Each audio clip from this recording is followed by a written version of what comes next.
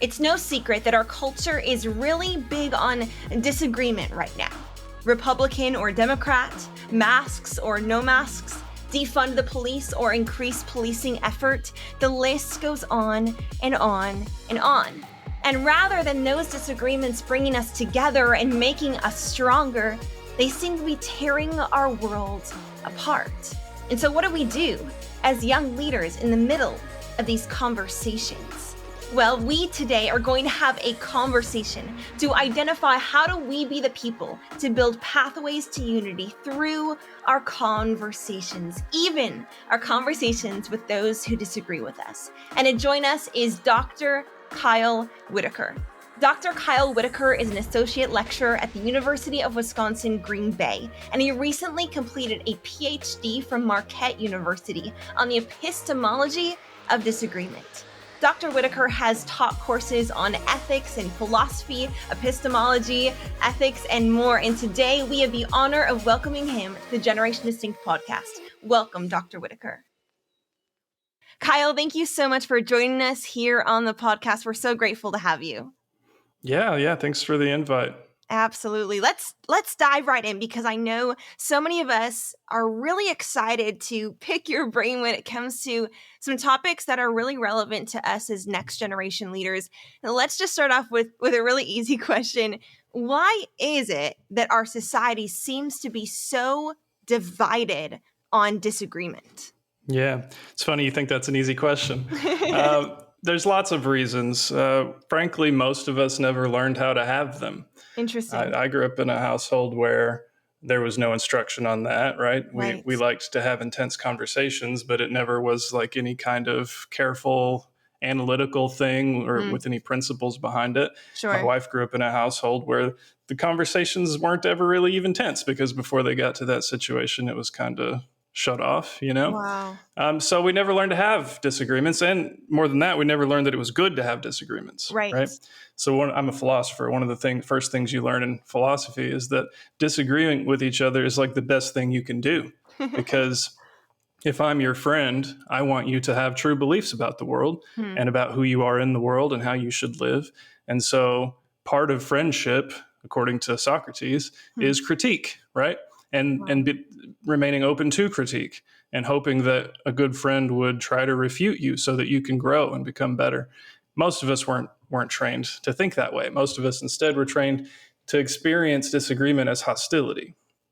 In fact, there was a poll. It was either Barna or Pew or one of those a few years back that polled different, people from different generations about how they view disagreement or someone openly thinking that they were wrong about something. And the numbers of people who experience it as open hostility increases the younger you get. So the younger the generation. So most millennials, my generation, or a lot of them, think disagreement is a bad thing because it means you're judging me or something like that. And that only increases with Gen Z, apparently. So that's one big reason. It's not in our training, Right. Another reason, I think, is that we've kind of inherited as a culture in America this really cognitive, scientistic view of the world. You could call it modernist if you want, but that's not really fair to the modern philosophers. Where, according to this view, our beliefs about facts are part of our identity. They're part of what defines us, right? So, I am a fill in the blank, liberal, conservative, whatever. And that carries along, or even Christian, and that carries along with it a certain set of positions on what the world is like. Right. And that makes up who I am. And so if someone is going to disagree with that thing, I don't experience them as disagreeing about something external to me that I could change my mind about. I experience it as they're attacking me because I've embodied that, right? I view it as part of my core identity. That's especially true in the American evangelical church, where membership in the community basically is often just signing on to a set of doctrines, right? Right. And so, and connected with that, and I'll end with this. Connected with that, I think the American church, particularly the evangelical church, is just a social club at this point. Interesting. And a social club, a feature of social clubs has always been exclusion, intentionally so, right? It's part of the benefit of being in a social club. We get to close the doors to those people. So it's like a feature, not a bug, for a lot of American evangelicals. To be Interesting. divided is part of what we want. Wow. So when it comes to the reality that this seems to be a growing issue, that it seems to be more relevant even among Gen Z than older generations, but at the same time, those of us in the next generation can also identify we don't want to be divided.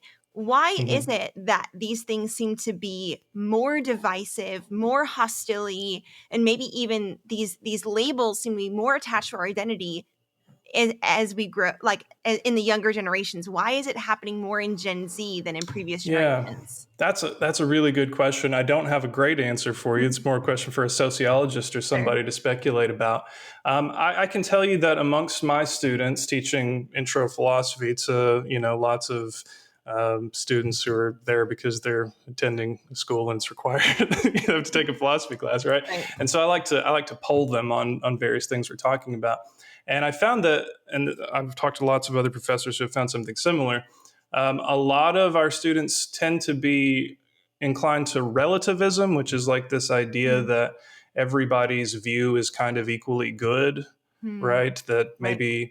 um, maybe we can all just kind of agree to disagree or Yes. get along somehow, Yes. and really a tendency to downplay our disagreements. I think part of it is just, again, that discomfort with Hmm. not being able to do it well or experience it as a good thing. Yes. Also, though, I think part of it is it's rooted in something understandable, which is a discomfort with anything that feels judgmental Hmm. or anything that feels colonial, if that makes Interesting. sense, Yes. right? Yes. Because we all grew up learning, hopefully, my God, we grew up learning that the history of colonization, Hmm. European colonization, was Yes. like the greatest evil in world history, Right. right? Right. The slave trade, all that. And Right. so we had this kind of society-wide consciousness raising about Wow. that. Right. And so now we experience often disagreement as a kind of ethnocentrism, where Hmm. if I say that, say, your religious belief or your moral belief or your political belief, if I say that's wrong, Hmm.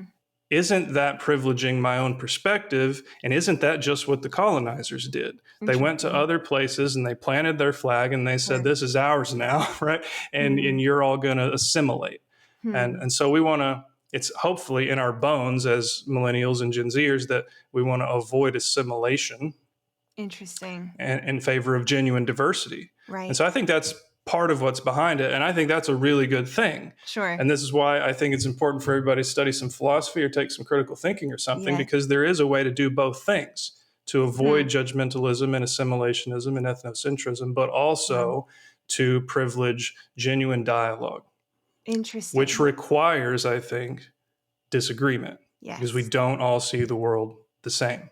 Right. Right. And I think it's interesting in our society, we almost, make disagreement seem like an evil thing, when I love what you Yeah. just said, that actually disagreement can be a really helpful tool to make the world a better place. We're not all supposed to think the same, but when we bring those things together, what's supposed to happen is progress, right? But what often seems to happen is that we actually just tear each other down and hurt each other, Yep. and maybe even villainize the other side. And so my question Yeah. is, how do we find common ground with people who frankly just really do disagree with our beliefs and opinions? Yeah, and there's many such people, right? Yes. Especially the more you start to investigate the world, the more such people you're going to find. It's just a Yes. normal feature of human life, and it's Right. it's a good feature. It's to be expected. Right.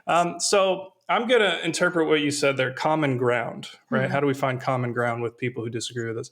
I'm going to interpret that to mean how do we find a basis for conversation Sure. or a basis for the reason I'm interpreting it that way is Yes. because we're so polarized at this Hmm. point in our society that it's actually quite common to find large groups of people who don't even share our background factual beliefs. Hmm. Not so long ago, that was difficult, right? You had cults and Wow. you had weird sects of people who took fundamentally different views of the world, but then you had kind of a mainstream culture that was united on the basics, right? Interesting. Now we have a situation where like we can't even agree on things like climate change, like what Right. the facts on the ground are, Right. right? We can't even agree about whether, that group of people deserves all the same rights and opportunities as that group of people. Wow. So there's like fundamental background disagreements, who the experts are, who the authorities are we should be listening to. So it's becoming increasingly difficult to find common ground in the sense of a shared set of background convictions. So maybe this is depressing. I'm going to say if that's your goal, that's a much longer conversation we could have, but let's bracket that for a second. And let's say common ground means we want to continue the dialogue. Yes. There's just some basis for conversation. Yes. Okay. So there are some ways to help. Okay. It's not guaranteed. So philosophers are not known for their optimism. So I like to preface this always by saying, look, this might all be bullshit. And at the end of the day, it might not work out. Okay. Right. So I'm going to give you some tips that all might fail. Great. So one tip, and I wrote a little article about this if anybody's interested, it's just called How to Disagree Well. You can Google my name and that, and you'll find it. Awesome. So just some highlights. First, you want to make sure it's a real disagreement. Lots of times, I've run into this over and over and over again, people assume they're having a disagreement when they're not.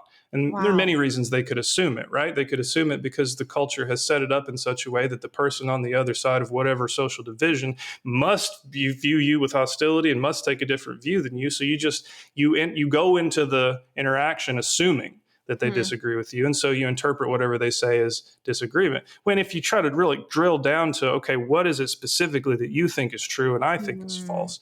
Often at the end of it, you find that, oh, well, there wasn't any such thing. We actually see this pretty similarly. Maybe we were using our words differently or something like that. So make sure it's a real disagreement. Save yourself a lot of time and effort. Hugely important. Make sure everybody in the conversation, including you, is engaging in good faith. And what good faith means several things. It means that I'm open to being refuted. So good. That what my interest here actually is dialogue. It's not assertion, right? It's not being heard. It's not scoring points. It's learning and participating in something that is collaborative. Wow. So you and I are in a project to find the truth together. And we might both fail, but we're both going to try. That's good faith. If your interlocutor is not doing that, you're just not going to have a dialogue. You're going to have a shouting match or something like that. So I will sometimes like straight up ask people, are you interested in learning in this conversation? Are you open to the possibility that you could be mistaken about this? Wow. And if the answer is not believably yes, I just don't participate in the dialogue because I have better things to do with my time, you know? Yes. So that's huge. And part of that is humility, recognizing that even though you might feel really sure about your convictions, you could still be mistaken about them. Yes. And that person over there could teach you something, even if you think that person over there is the villain or whatever. Yes. This is particularly difficult for Christians, right? Because we have this evangelistic mindset a lot of times where, we've been granted the truth. And so our job is to carry it out into the world and where it should just be recognized for the beauty that it possesses. And what we find instead is that other communities have their own beauty that they possess. And that if we're not open to experiencing theirs, they're not going to be open to experiencing ours, right? Wow. So this requires a great deal of humility. And I'll just name one more thing. Try to find, if possible, it'll be hard, but try to find some shared principles or some values or maybe some authorities that the other side, the other person recognizes. And it can be something really basic, right? It can be truth is good and we should follow the evidence to get to the truth. Don't you want to do that too? Right? Wow. It can be democracy is good, right? It's better than authoritarianism. Aren't you committed to that too? Or, for Christians, it can be the gospel, which of course will take some definition, but it can be, love, agape. Look how Jesus lived. Aren't we all committed to that? Wow. And then operating from that shared place. If you can agree on what's most important, what both of us take to be the telos or the end goal of our dialogue, then a lot of other stuff falls into place. That's not always possible. Yes. But it's worth trying. So I like to use an example of, people who reject the science of climate change. Hmm. But often those people are the same people who are like really kind of nationalistic, patriotic Americans. And so they're Hmm. usually very gung ho about like the American military. Hmm. And so sometimes pointing out that the American military has always and currently is taking the threat of climate change very seriously, to the extent of spending many billions of your tax dollars on preparing for it. Interesting. This can create a little bit of cognitive dissonance for someone who Sure. wants to simultaneously deny climate change but accepts that entity as an Sure. authority. So if you can Sure. find something like that, lean into it. That's so valuable. I mean, those are tools we can take literally into our offices, our homes, our communities, our families, our friendships tomorrow and begin implementing. Those are so valuable. Thank you so much for sharing those. I think it's so interesting how you mentioned that it's really important to go in with good faith. And I love that term. I love how you highlighted that the necessity of humility in these conversations, that so Yeah. often we go in assuming that we're trying to change the other person's mind, as opposed to saying, what if we both came in being willing to acknowledge we could be wrong, as much Yep. as that is a shot on our own pride. I'm curious, Kyle, so often we want to hear the stories of people working together, whether that's in government crossing party lines, or whether that's just simply humans crossing different lines of religion or race or culture. We want to believe that we as a nation can work together, but sometimes it just feels so impossible. My question Yeah. is, do we have to agree on everything to work together well? Yeah. So a lot of this depends on context, Sure. as all things do, right? Sure. The amount of agreement that you need to have a successful marriage, for example, Sure. is probably a lot higher than the amount that you need to have, say, a successful church, Sure. which is higher than the amount you need in a workplace, which is higher Right. than the amount you need in a government, et cetera, right? So if we're asking it at kind of this society-wide level, Yeah. how much agreement do we need to work together to move towards some kind of social progress that would benefit all of us? Yes. I think it's fairly minimal. So there's good Hmm. news and bad news here, right? The good news is the amount, I think, is actually quite minimal. Hmm. You need agreement on things, basic principles, like Hmm. the other side is human. Wow. That's We're so all good. human beings, right? Yes. Which you'd think that would be an easy thing Hmm. to accept.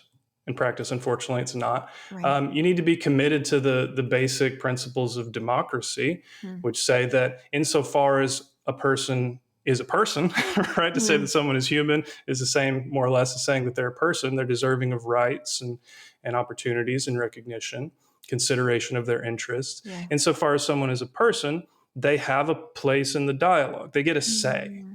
and they get the same amount of say as I do, same Hmm. amount of say as everybody else. So those are just kind of basic convictions of the sort of society that our founders chose to form. Right. Now we can complicate that, right? Because they didn't really choose to form it Hmm. completely. They chose to form it in a very selfish way. But that's Hmm. a different podcast episode. So, like, if you're committed to those kind of basic things, you're a human and you get a say. Hmm.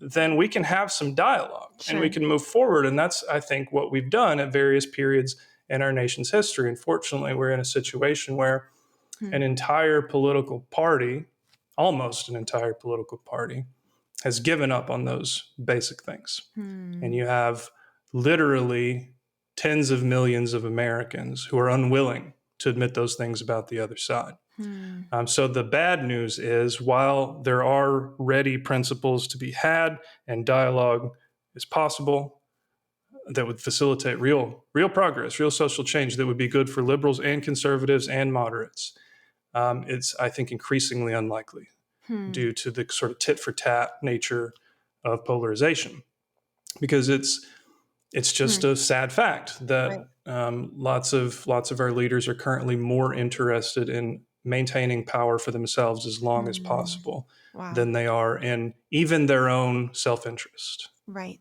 Think about Right. that for a minute. Not just the good of the other side, but their own self-interest. Wow. Because dialogue would be better for them in the long run too. Wow. It's a sobering reality that we're living in. So what do we do with that? right? Yeah. How do we, as the next generation of leaders, a lot of our listeners are having influence in their own ways, in their own spheres of society. They have Yeah. a voice. They're learning how to use it. How do we be the kinds of young leaders that create change in the places and the spheres that we've been placed? Yeah. Yeah. I mean, I think you just said it. You focus on the good that you can do. Hmm. You don't allow that kind of power grabbing and that kind of division for its own sake to exist in any space where you have any measure of power. And if you find yourself with some power in a space, you use it. I mean, it sounds trite, but you use it for good. If you're a Christian, Yes. especially, right? It's part of the gospel, I think, to divest yourself of power at any chance you can get for the good of those who lack it. So, Come on. I mean, if you find yourself in a workplace or, I mean, God forbid, in a government situation or whatever, and you have a measure of power, a measure of authority, use that to lift up the marginalized, use that to Mhm. benefit the oppressed, and always, I mean, be vigilant about the temptation to power in your own life. I think Wow. that's the best advice I could give. Insist on Hmm. honesty with the people that you have any measure of influence with, Wow. and be honest yourself. That's so valuable. I love that idea of how are we stewarding our power? And Yeah. are we willing to be different? Are we willing to give it away? And as you said, are we willing to give it away for those who are currently marginalized and oppressed? I want to close with this question. We've had a lot of conversations today about how do we have these good conversations? Can we disagree? What does it look like to find that common ground? Humility, pride, power.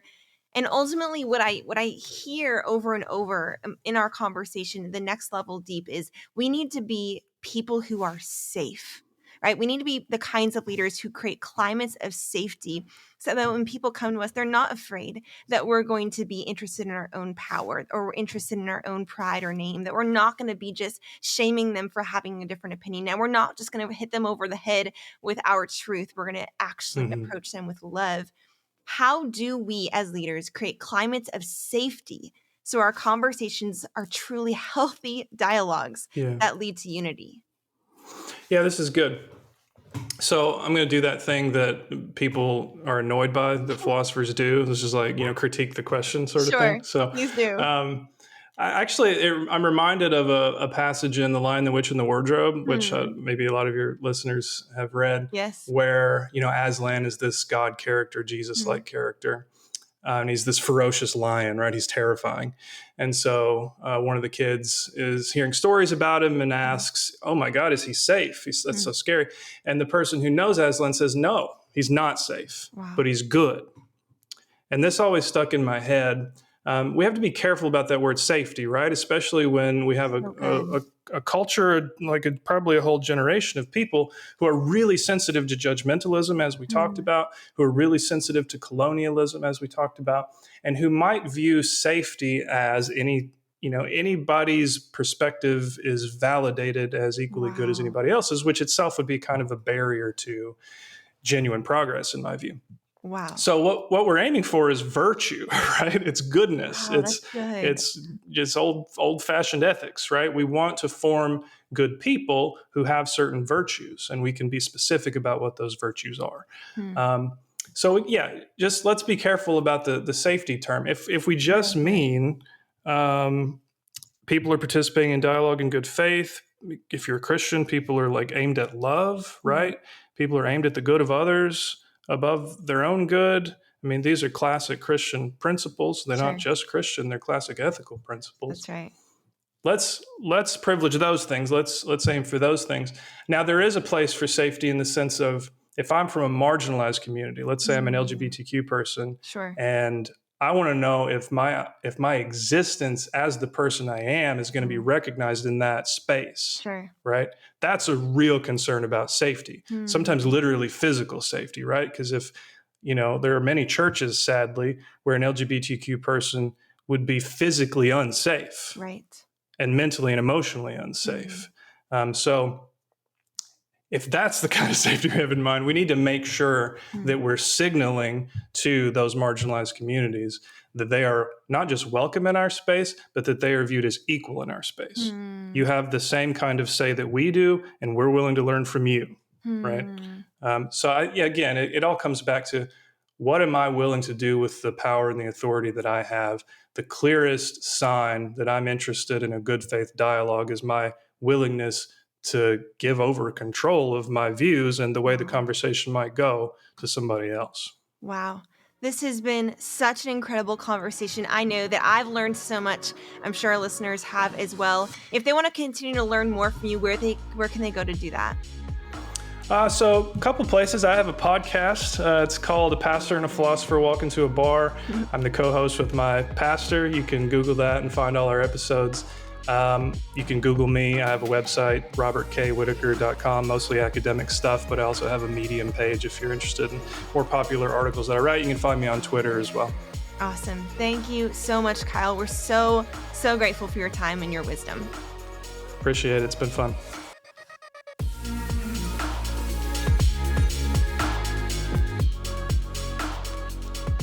Hey, and welcome to the post-podcast conversation. We're here to dive even deeper into the interview that we just heard. And to do that, I have two of my amazing team members and friends. This is Milo Swain and Austin Suggs.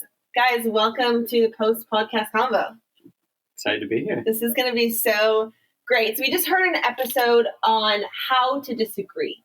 And Professor Kyle Whitaker did an amazing job of just kind of unpacking some of the reasons why we struggle so much as a society to disagree, and what would it look like if we could actually learn how to do it better.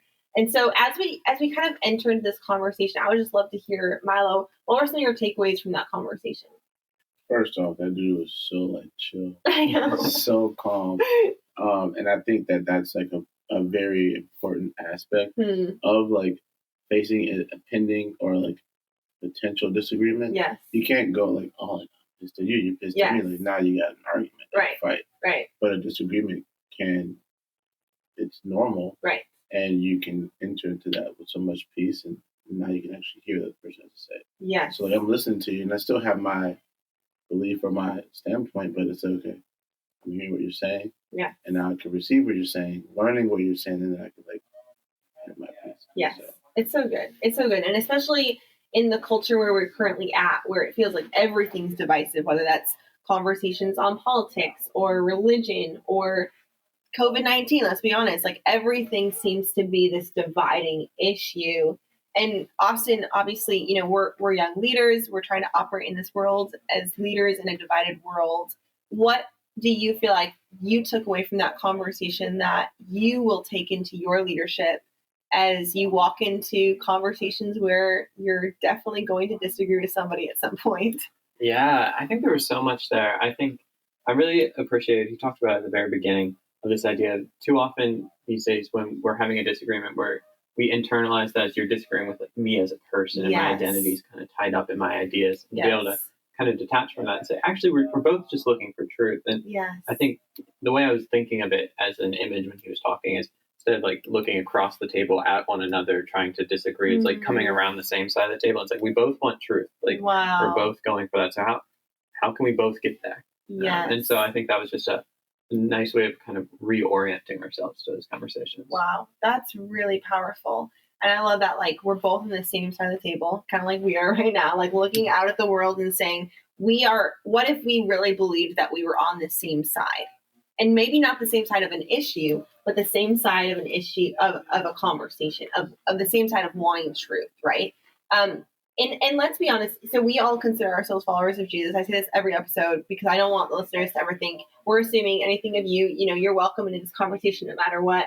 We all identify as people that love and follow Jesus. And there's some connotations around disagreement and the church right now. Why do you think that in some circles and in some environments, it might seem like disagreement within the church can be really messy or hard? Looking at me, so this is you. Yeah, let's go, Milo.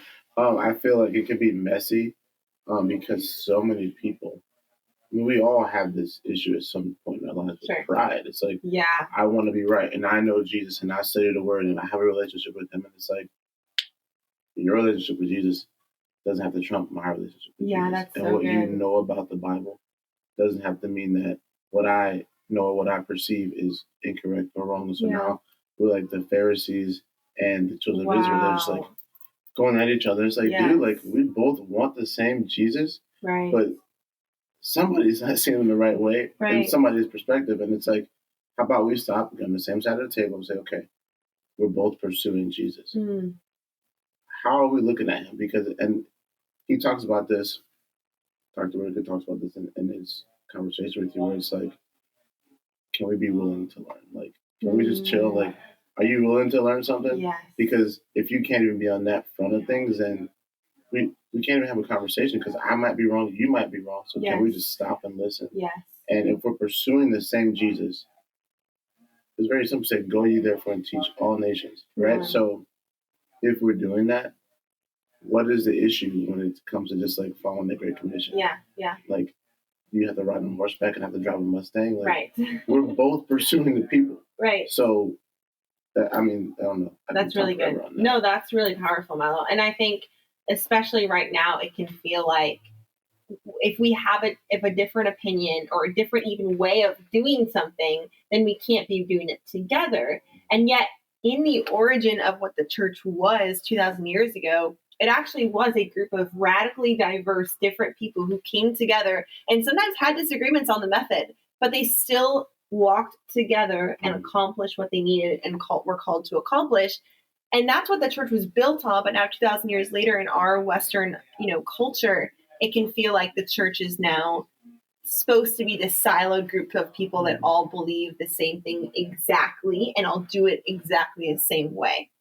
And I think whether that's in the church or just anywhere in the world, whether that's in school or in the workplace, it can sometimes be really hard for us as next generation leaders to follow leaders who we don't agree with 100%. And there's some reality to, like, we need to be checking our leaders, right? But then there's some reality to the fact that we're never going to find a perfect leader who agrees with us on every front. So, Austin, how do we as young leaders maybe submit ourselves to leaders who might think a little bit different than us? And is there any place or space for us to share our opinions with those leaders? Yeah, so I think both of those questions are really important as far as how do we submit, what does that look like, Yes. as well as like how do we share our opinions when we differ. I think on the first part of that, something that's important, not just in the church world, but in all types of things, he talked about this kind of finding those fundamental things you agree on. And I think in the church, there's that idea of like, what are the major issues for you? What are the most important things? And what are the things you can hold a bit more loosely? What are the things you could disagree on?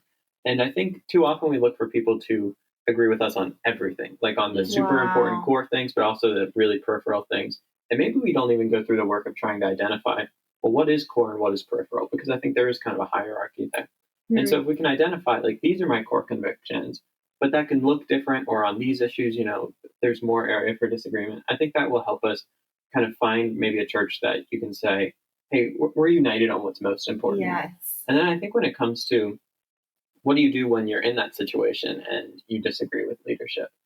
I think if it's something at the very core, I think always it should start with a conversation. I think if you've, committed yourself to this church, I think you owe it to yourself for the time you put in and to the church, the community, to not just walk away without trying at all, to engage in that conversation. But if it's one of those core things, it might be something where, hey, after you guys sit down and you see we still just have different opinions on this, maybe it's time for something else. Sure. But I think most of the time it's on things that, hey, you know what, I didn't see this your way. Like, and I can see how this would make sense given your experiences, given the way you see things. Maybe it's still not the way I see things, but we can agree that we're both after the same things. We're both doing this in good faith, and we can agree to disagree on some of these things. But I think it starts with having that conversation, going in humbly, and like Milo just said, echoing Dr. Whitaker, being willing to learn, because I think oftentimes, like, I disagree with you, and therefore I'm going to go into this meeting to tell you why I disagree and why you're wrong, and hope that you submit to me, which isn't really helpful either. Right. So yeah, I think it's just that humility to say, like, hey, this is how I see it, but I want to learn. How do you see it? And maybe that can help us both get forward. It's so helpful. And especially when we have so many passions and convictions, And those are good things, right? The things that we are really, really sure of and that we've done our work on. Like it is good for us to have conviction. However, when we go in with the pride, as you mentioned, to think that we could never, ever be wrong. Like I love that Dr. Whitaker said that. We have to go in with the assumption that we could be wrong. And if we're not, then we're never going to find common ground. What I know is coming up here, in our context, this episode is coming out and it's going to be Thanksgiving pretty soon, and we're all going home or we're all going back to family or friends or community. And chances are we're going to find ourselves around a table or in a living room or with a group of friends that believe something really different. And we all love those moments, right? When somebody says the wrong thing and then the whole, the disagreement starts. What does it look like for us as leaders who are listening to this right now to enter into those spaces differently this year?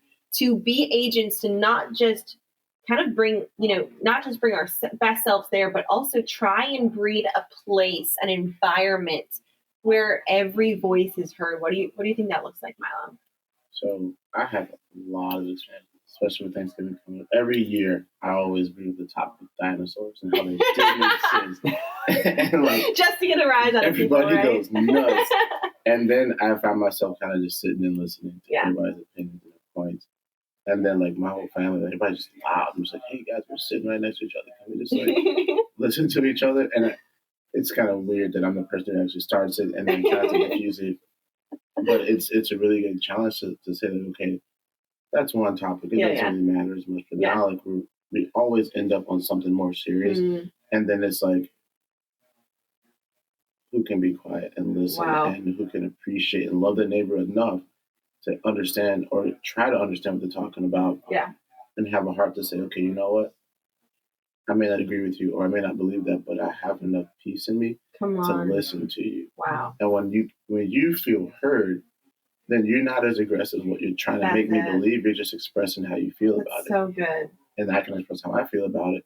We may not agree, but we can support each other. Right. And it's like, you know what?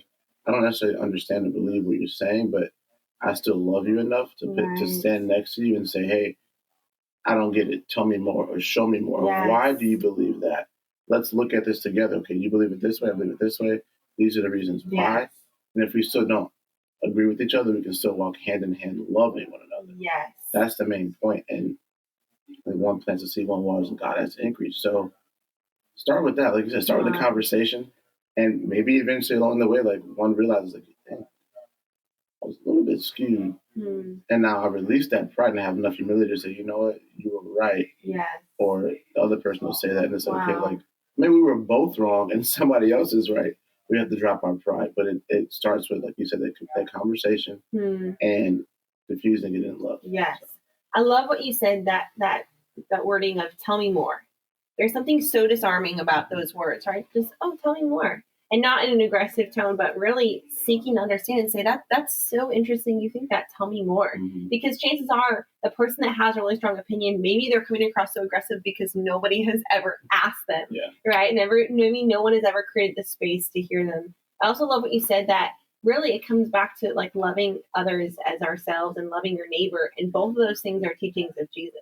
Yeah. And oftentimes, especially in our current context, people are not totally sure about whether or not they can even enter into these conversations with people who identify as followers of Jesus. But in reality, if we're following the one who walked on this earth and was the master of asking other people questions, if we look in scripture, he very rarely just came out and said an opinion. He would just ask people questions and invite them to share. He was brilliant at this.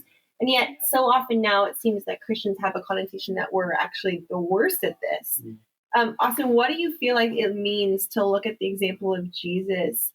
For those of us who would say we follow Jesus and no matter what, Time Magazine declared him the most influential leader to have ever existed. So we have something to learn from this individual, right? For those of us who want to learn from Jesus, what does it look like to learn from that example of asking questions? Yeah, I think it gets to this idea of curiosity. So often when we're around people, our default mode is criticism. You say something I disagree with, and it's well, let me tell you why you're wrong. Yes. And like you're saying, that idea of tell me more and adopting that mindset of curiosity, I think that gives you a place to then kind of share your opinion. Because when you show that you genuinely care, then you create that space for dialogue. Yes. And I think that's what we see with Jesus, and he did it so masterfully, of creating the space where people who were nothing like Jesus liked Jesus, and Jesus liked them back. That's so good. I love that. Say that one more time. Yeah, people who were nothing like Jesus liked Jesus, and Jesus liked them back. That's so good. And so you constantly see Jesus out on the margins and around dinner tables with people that he wasn't supposed to be with, or in crowds of people where he wasn't supposed to be. But he was able to be there and able to give his teaching because he also took that time to say, like, oh, like, let me hear you. Wow. And he was asking people's stories and listening to people that had probably never been listened to. Yes. And so I think as leaders, that can show us, like, you know, if we take this person as just, you know, even the most influential leader of all time, and you look at that, like, man, that's such the opposite of what we're taught. Like, how do I shake hands with the most influential people in the room? How do I posture myself? How do I brand myself? Like, how do I get my feed all perfect so that they can see just who I am and always be telling you what I'm up to?